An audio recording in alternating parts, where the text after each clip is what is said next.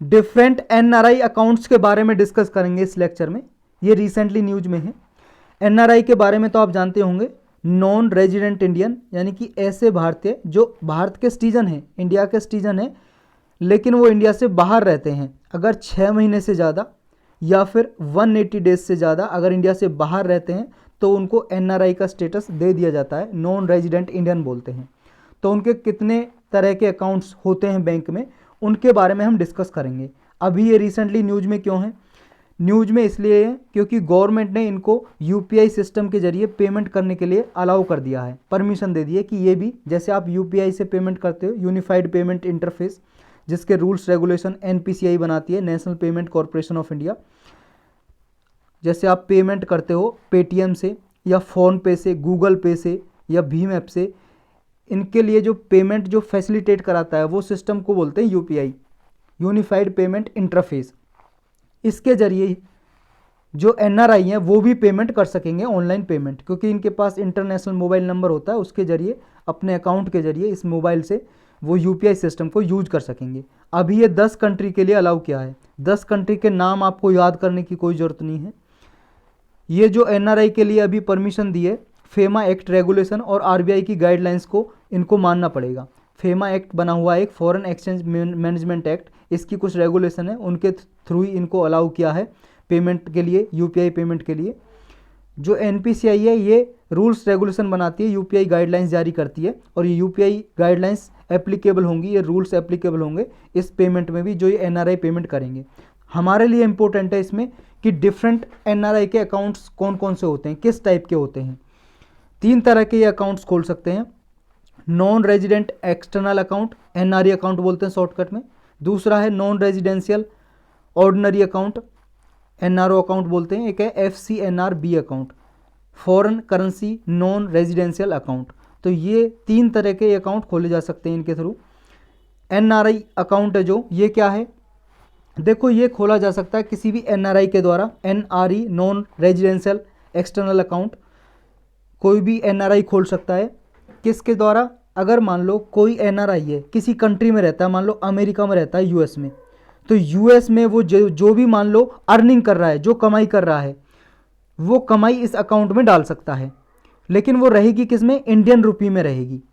उसने एनआरआई ने अकाउंट खोल लिया, एनआरई टाइप अकाउंट, एनआरई, यानी कि उसकी जो अर्निंग कौन सी रहेगी? जो यूएस में, अमेरिका में रह रहा है, अमेरिका में जो कमा रहा है वो अर्निंग, उसकी कमाई रहेगी इस अकाउंट में, लेकिन रहेगी इंडियन रुपी डिनोमिनेशन में, यानी कि इंडियन रुपी में रहेगी वो। यानी कि जब वो विड्रॉल करेगा वो उस करेंसी में करेगा।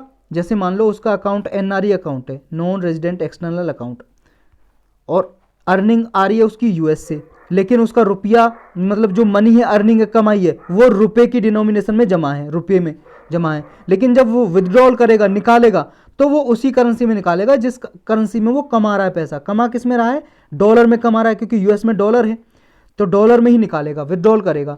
इसलिए देखो, उसके अकाउंट में तो रुपये के डिनोमिनेशन में, अकाउंट में रुपया, मतलब मनी जमा है, रुपया बार बार आ रहा है करेंसी, क्योंकि हमारी इंडिया की रुपया है, यानी कि मनी समझो, उसकी मनी है, जो अर्निंग है वो रुपये डिनोमिनेशन में जमा है।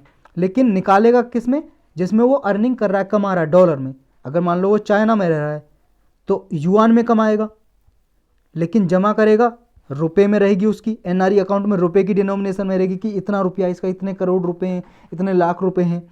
लेकिन जब निकालेगा तो युआन में ही निकालेगा, करेंसी को कन्वर्ट करके युआन में ही निकालेगा वो। तो इसकी वजह से, क्योंकि जमा है रुपए में उसकी मनी, निकालेगा युआन में जिसमें अर्निंग कर रहा है, या डॉलर में, तो ये फ्लैक्चुएट हो सकती है। क्योंकि आपको पता है रुपए आज $1 के बराबर 82 रुपीज़ है, कल 83 हो सकता है, 81 भी हो सकता है, तो ये फ्लैक्चुएट कर सकती है। तो इसमें पॉसिबिलिटी है कि उसकी जो करेंसी के में निकालेगा वो फ्लैक्चुएट कर सकती है जब विड्रॉल करेगा। मान लो उसने जब जमा किया, मान लो उसने $10 कमाए यूएस से, और ये एनआरई अकाउंट में जमा किए, एनआरई अकाउंट में, तो अब मान लो $82 के बराबर है जब उसने अर्निंग की थी। जब अर्निंग की थी तो $82 के बराबर था, 82 रुपीज़ के बराबर था $1, तो इसके 820 रुपये हो गए, 820 रुपये हो गए कि $10 कमाई, तो उस टाइम पे जमा किए थे। लेकिन मान लो जब वो विड्रॉल कर रहा है, तब उसका जो है $1 का जो दाम है, प्राइस है, वो मान लो 81 हो गया, तो अब इसे 810 रुपये ही मिल सकेंगे क्योंकि कम हो गया।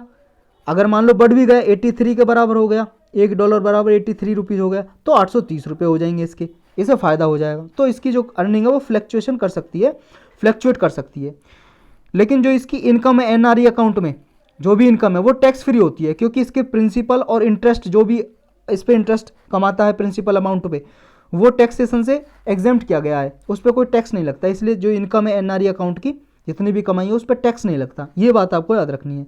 दूसरा है NRO account, non residential ordinary account. ये देखो जो इनकम एनआरआई बाहर रहता है, एनआरआई नॉन रेजिडेंट इंडियन, मान लो अमेरिका में रहता है, लेकिन वो इनकम कर रहा है इंडिया से। कैसे? मान लो उसका घर है, उसने रेंट पे दे रखा है, या कोई डिविडेंड्स हैं, शेयर वगैरह खरीद रखे हैं इंडिया से, वो इनकम है। तो ये जो सोर्स है इंडिया के अंदर जो सोर्स हैं वो इनकम इसमें जमा होती है एनआरओ अकाउंट में, नॉन रेजिडेंट ऑर्डिनरी अकाउंट में, नॉन रेजिडेंशियल ऑर्डिनरी अकाउंट में। तो ये डिपॉजिट है जो, ये भी देखो ये आईएनआर में, यानी कि आईएनआर का मतलब क्या है, इंडियन रुपी में, या किसी फॉरेन करेंसी में भी वो जमा कर सकता है। जैसे मान लो इंडिया से उसने रेंट से, उसका घर है इंडिया में, रह रहा है वो यूएस में, इंडिया में रेंट से उसने 10,000 रुपये कमाए, 10,000 रुपये कमाए, और $1 बराबर है 82 रुपीज़ के, $1 82 रुपीज़ के। तो अब आप इसे कन्वर्ट कर सकते हो रुपीज़ में, कितना हो जाएगा। तो वो डिपॉजिट करेगा रुपए की फॉर्म में, या फॉरेन करेंसी के फॉर्म में भी कर सकता है, या तो डॉलर में कर सकता है कन्वर्ट करके, या रुपी 10,000 है 10,000 के रुपी के फॉर्म में भी वो कर सकता है। लेकिन जब वो विदड्रॉल करेगा, जब वो निकालेगा पैसा, तब वो इंडियन रुपीज़ में ही निकालेगा। समझ में आई बात? क्योंकि इंडिया से कमाई कर रहा है, इंडियन रुपीज़ में भी डिपॉजिट कर सकता है, फॉरेन करेंसी में भी डिपॉजिट कर सकता है, डॉलर में या युआन में, जो भी आरबीआई उसे परमिशन दे, यानी कि आरबीआई की गाइडलाइंस होती है कि इन करेंसी में आप अपना अकाउंट रख सकते हो, होल्ड कर सकते हो, तो उस करेंसी के हिसाब से वो रख सकता है। लेकिन विदड्रॉल इंडियन रुपी में करेगा। लेकिन जब विदड्रॉल निकालेगा इंडियन रुपी में, तो इसमें पॉसिबिलिटी कम रहती है फ्लैक्चुएशन की, तो इसमें फ्लैक्चुएशन की कम रहती है कि उसकी जो मनी है, अर्निंग है, वो फ्लैक्चुएट करे, क्योंकि इंडियन रुपी में निकाल रहा है। लेकिन इसकी इंटरेस्ट पे जो कमा रहा है उस इनकम पे टैक्सेशन, यानी कि टैक्स लगता है, क्योंकि इंडिया से रुपी कमाई है तो उस पर टैक्स लगेगा इंडिया के हिसाब से। नेक्स्ट अकाउंट है FCNR-B account, foreign currency account है ये। इसमें क्या है, NRI या POI, person of Indian origin, अब तो ये कैटेगरी हटा दी है, इसको मिला के ओवरसीज सिटीजन ऑफ इंडिया में, यानी कि मर्ज कर दिया है, मिला दिया है, अब दोनों एक ही हैं, PIO और OCI। तो कोई NRI है, नॉन रेजिडेंट इंडियन, अगर वो डिपॉजिट करता है इस अकाउंट में, इस अकाउंट में वो जो भी जिस कंट्री में रह रहा है, मान लो यूएस में रह रहा है, वहाँ का वो रेजिडेंस है यूएस का, सिटीजन तो इंडिया का ही लेकिन रह रहा है यूएस में, तो उसी करेंसी में वो डिपॉजिट करेगा, यानी कि यूएस में रह रहा है तो डॉलर में डिपॉजिट करेगा इस FCNR-B अकाउंट में। और आरबीआई चाहे तो, जैसे मान लो आरबीआई ने 5 करेंसी या 6 करेंसी 10 करेंसी प्रेस्क्राइब कर सकती हैं कि कोई भी सिटीजन इंडिया से बाहर रह रहा है, इन्हीं करेंसी में वो डिपॉजिट कर सकता है। तो आरबीआई जो प्रेस्क्राइब करेगी जो करेंसी, उन्हीं करेंसी में वो डिपॉजिट कर सकता है, फॉरेन करेंसी में, सारी करेंसी में नहीं। तो ये बात आपको याद रखनी है। जो इसकी इनकम आती है इस अकाउंट से, FCNR अकाउंट से जो भी इनकम होती है वो टैक्स फ्री होती है, क्योंकि ना तो इसके प्रिंसिपल पे ना इंटरेस्ट अमाउंट पे टैक्स लगता है, इसलिए जो इनकम होती है टैक्स फ्री होती है।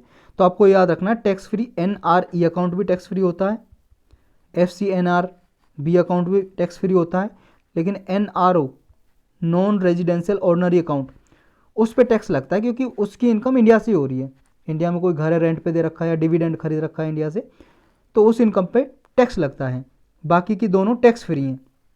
रेट ऑफ इंटरेस्ट ये फ्लैक्चुएट नहीं करती इस पर, क्योंकि जो डिपॉजिट है और विदड्रॉल वो फॉरेन करेंसी में होता है, तो रेट ऑफ इंटरेस्ट लगभग सेम रहती है foreign currency non residential account पे, FCNR अकाउंट पे।